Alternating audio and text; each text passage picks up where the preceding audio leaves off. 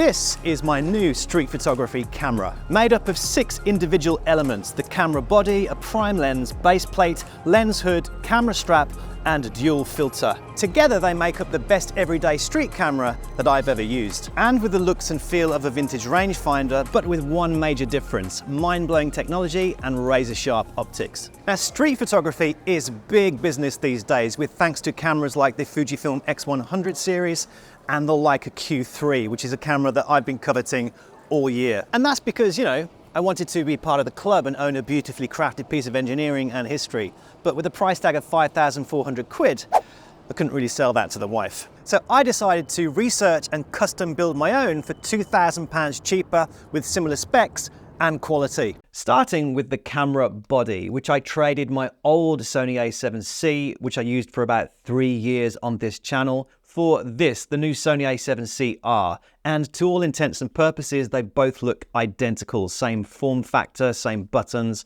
but with a couple of major differences, mainly the 61 megapixel sensor, which is the largest full frame sensor in one of the smallest bodies that Sony make, which makes this the perfect street photography camera because it's all about being discreet. It is slightly larger than the Leica Q3's 60 megapixel sensor, and it comes with a much improved AI autofocusing system and super fast Bion's XR imaging processor.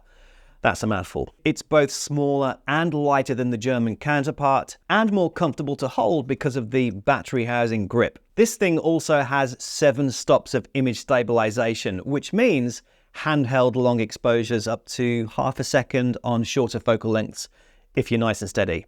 Then we arrive at my choice of lens. Now, it's worth mentioning that a good focal length in street photography is kind of essential, because anything over 85 millimeters, then you're going to be limiting your subject. Same too with wide angle.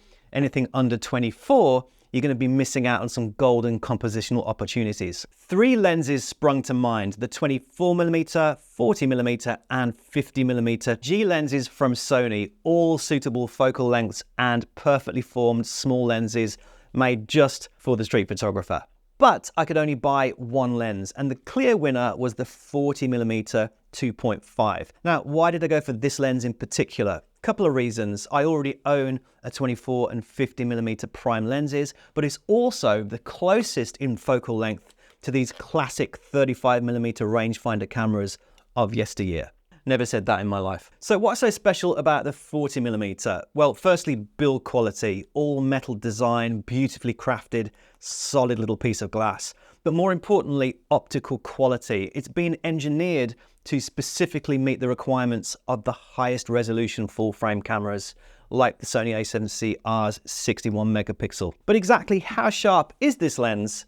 We're going to find out in just a moment. Now, this lens does actually come with its own lens hood, which is pretty darn ugly. But if you truly want to stand out in a crowd of street photographers, what you really want is a bayonet style hood with this super cool squared off design. This one I sourced from the interwebs by a company called Hauge, no idea. But it is premium metal and it matches the quality of the lens itself. But for that extra cool bespoke patina effect, I decided to sand off the black paint and go with a brushed alloy look to match the silver detailing of the camera body. And I'm sure you'll agree, it just looks the business and really lends itself to those classic vintage rangefinders.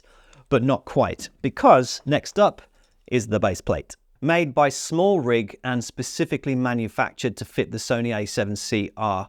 It's virtually the same paint job as the silver detailing of the camera, plus it has the Arca tripod fitting on the base for those extra long exposures, but just looks the business and gives a little bit more real estate for your pinky finger, and it's got this special design where you can access the battery compartment underneath. Way cool. No classic street camera would be complete without a vintage camera strap, which I sourced on Etsy by 595 Strap Co. for a reasonable £32, hand-cut prime leather hide with that already aged antique effect, and will probably outlast the camera by about 50 years. Finally, the last piece of the puzzle, which is this dual lens filter featuring both a variable ND filter and a circular polarizing filter, all within the same glass, made by K&F Concept.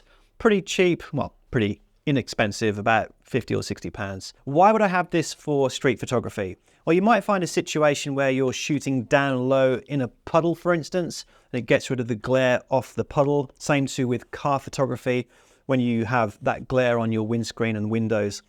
And I'll probably use this camera to shoot my YouTube videos, and that's pretty essential to have a variable ND filter for cinematography. You'll notice you can't use it at the same time as the lens hood, which is a bit of a shame, but it does have these little ears. So this is Borough Market, plenty of photo ops in the food vendor section. I have the aperture fully open and shutter speed of 400th of a second. ISO 800 because it is quite dark, but the camera handles higher ISOs beautifully with pleasing grain. It's getting pretty festive now with mulled wine and Christmas just around the corner. Same camera settings.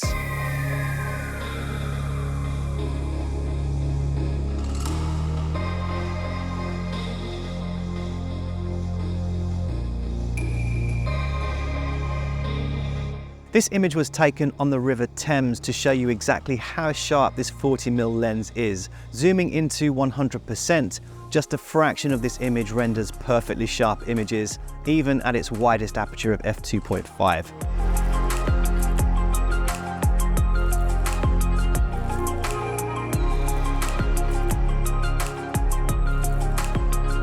So having been in the street photography business for a number of years, if I was giving any nuggets of advice, it would be use something small and discreet.